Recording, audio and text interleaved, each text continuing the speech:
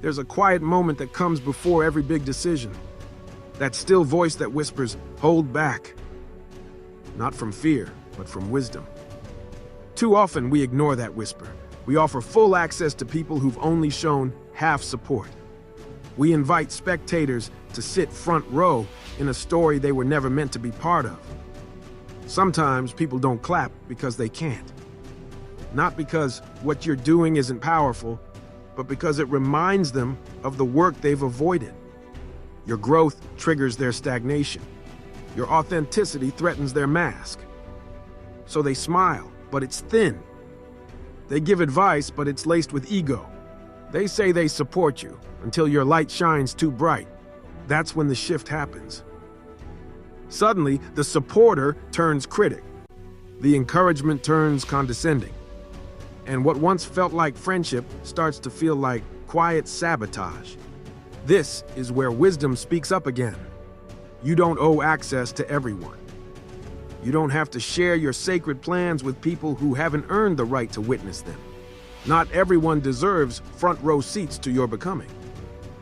There are people who will never clap unless they're standing above you. There are people who study your every move, not to learn, but to mimic and compete. And there are people who show love with one hand and hold judgment in the other. Protecting your space isn't selfish, it's spiritual maintenance. Discernment isn't paranoia, it's protection. We're taught to be open, transparent, vulnerable. But wisdom teaches timing. It teaches filtering. It teaches that silence is sometimes your strongest boundary. Growth isn't always about elevation. Sometimes it's about elimination. Letting go of the need to be seen by everyone. Letting go of the need to explain yourself to people who've already decided who you are. Letting go of those who can't meet you where you're headed. Because, truthfully, not everyone was meant to walk with you. Some were just passing by. And when you try to take everyone with you, you slow your own stride.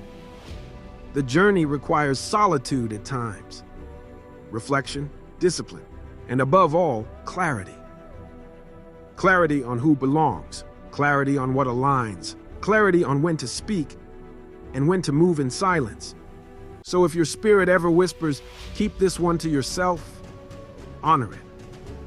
If something feels off in a connection, don't dismiss it, discern it. And if you're building something sacred, don't open every door just because someone knocked. Protect your peace, preserve your purpose,